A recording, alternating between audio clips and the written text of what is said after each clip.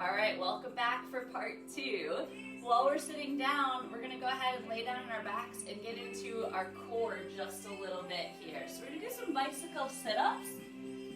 You're gonna take your knees and make them like you're sitting in a horizontal chair. Interlace your hands behind your neck. From here, you're gonna take your right elbow to your left knee as your right leg goes long. So opposite knee to opposite elbow. Come back through center and then switch it out to the other side. So back through center and continuing to switch out from side to side.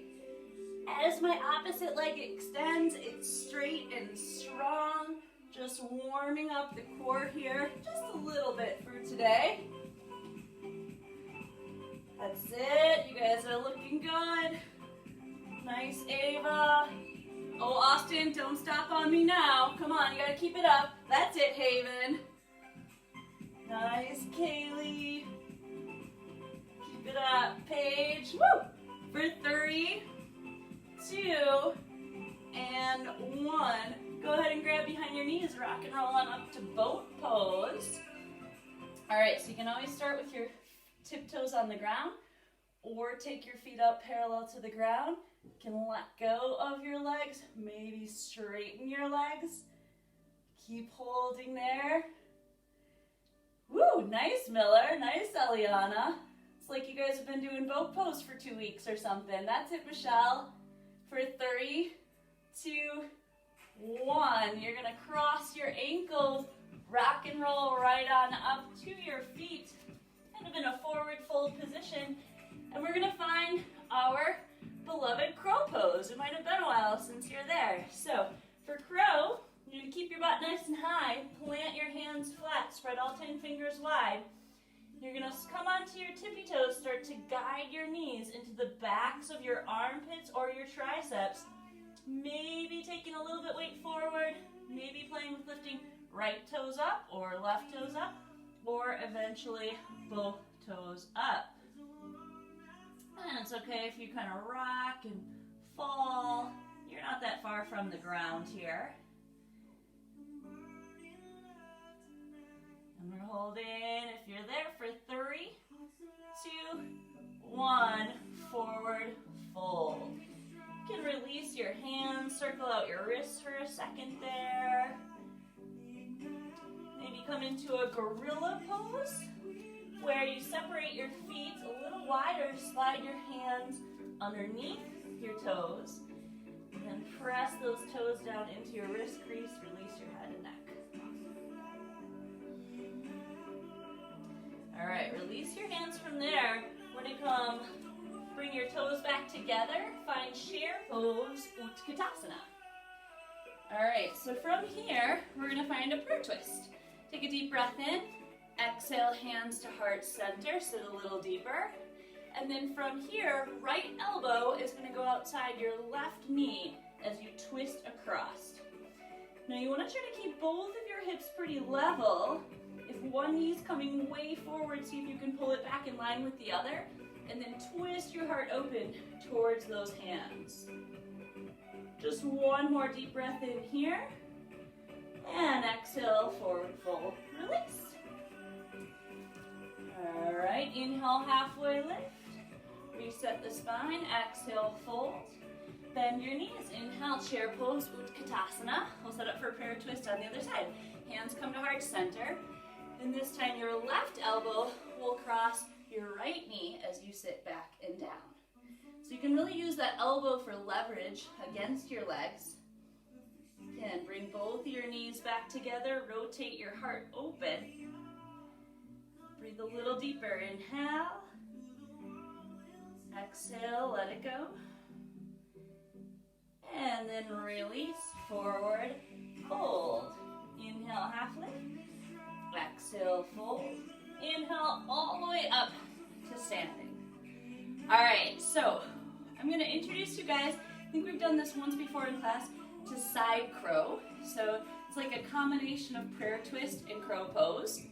If you're like, oh no, that's way too much, oh that doesn't feel good, something doesn't feel right, you can spend this time just practicing your crow pose. You could spend it just practicing your prayer twist.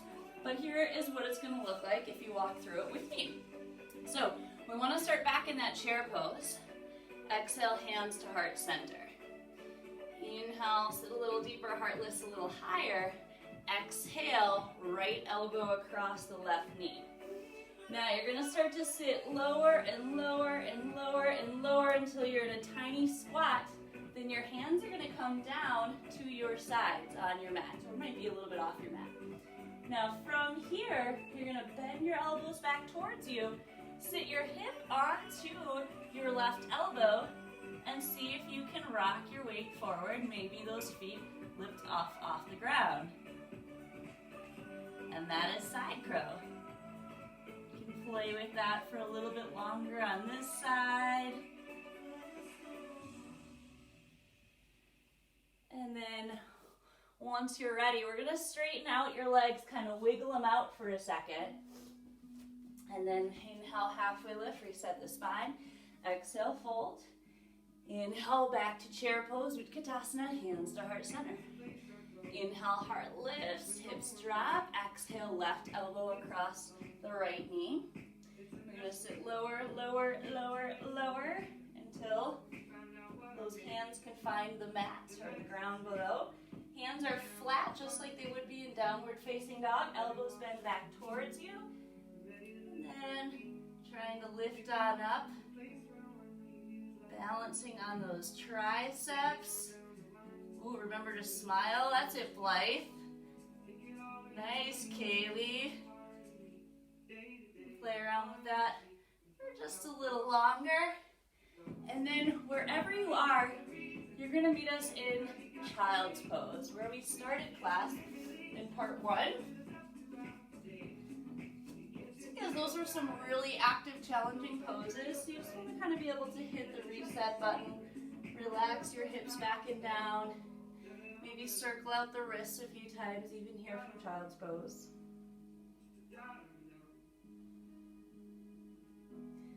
If you're breathing and your heart rate had sped up from doing those balances, see if you can really focus on slowing that back down here.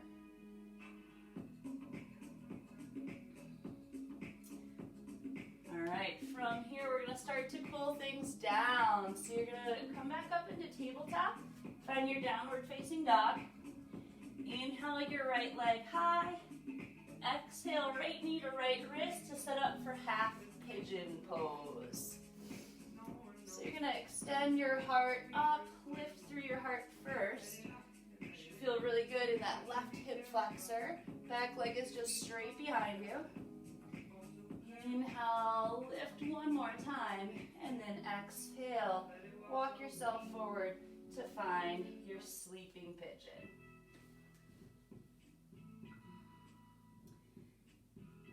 And maybe your head can rest on the ground. If it's not quite close enough to do that, you can maybe stack your fist to rest your forehead on top of your fist. But you want to try to be able to relax your head and your upper body. And focus your breath into your hips here.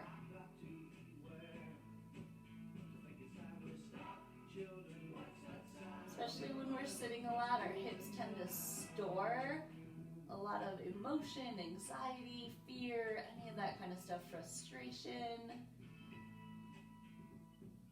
So when we're here in half pigeon, really just breathing deep, finding this deeper level of compassion and patience for ourselves. Let your breath get a little bit deeper, a little bit fuller.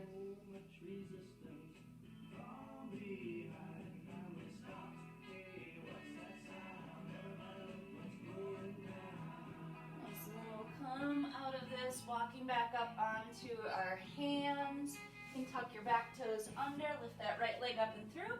Oh, if you're feeling a little creative and feisty, you can flip your dog here, bending that right knee, flipping over, stepping behind you, extending through the hips, feeling that stretch through the belly. And if you have flipped over, meet us back in downward facing dog. Inhale your left leg up and back. Exhale, left knee to left wrist. Inhale, lift your heart first. We'll hang out here for a second. And then exhale, sleeping pigeon, walking your forehead down. Again, resting your forehead on something. Maybe if it's not the ground, maybe it's your hands. If you don't have a yoga block at home, you can use a little stack of books, something like that.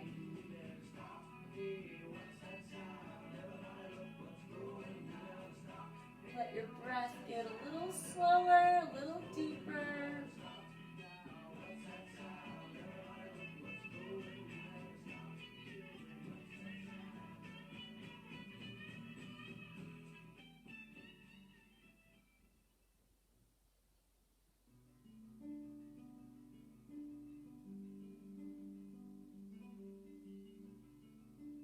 And inhale back up onto your hands. Tuck your right toes under, send your left leg up and through. Maybe flip your dog. Hey Jojo. Hi Zachariah. Hey Natalie. And then exhale, flip it back over, downward facing dog. Come on down to your knees. You're going to make your way onto your back for bridge pose. So bringing your heels in pretty close to your glutes. Maybe your fingertips can even reach down and graze the backs of your heels. And then from here, lifting your hips straight up. You might shimmy one shoulder in and then the other, interlacing your fingers. Watch your belly fall and rise here with every breath. Thanks, Isla. And exhale.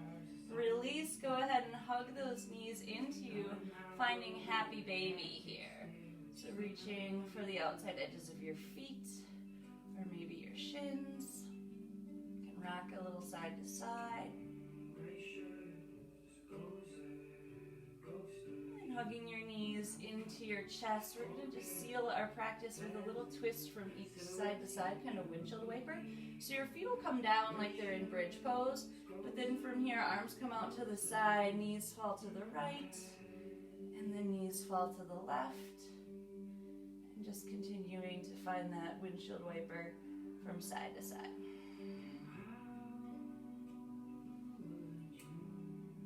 And then hug your knees into your belly one more time. Wrap your forearms all the way around your shins. Give yourself a tight squeeze of gratitude for taking this time for yourself today to move, to breathe, to ground yourself. Hopefully it felt good. Inhale your forehead to your knees. Exhale, final Shavasana. So extend your legs long, arms rest by your sides, palms face up. Close your eyes here, let everything slow down. Yourself the gift of this time to just completely let go, inviting in a sense of warmth and relaxation.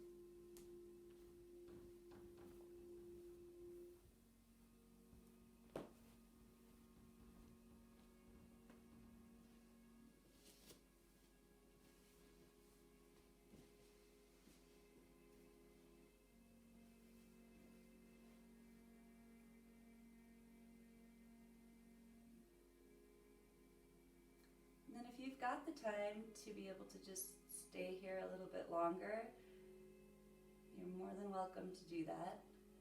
Otherwise, if you're ready to come out and into the rest of your day, start to find a little bit of movement in your fingers and toes, wrists and ankles, maybe a full body stretch as you roll over onto your right side body, pausing for a moment just in that supported fetal position, still with your eyes closed, and then as you're ready, pressing up to your seat. Meeting me here in a comfortable seat, hands at heart center.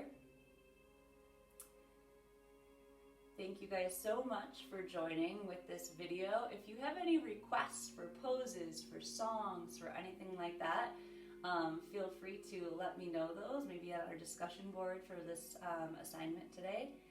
And thanks for practicing yoga. Hopefully we'll see you guys sometime soon. Namaste.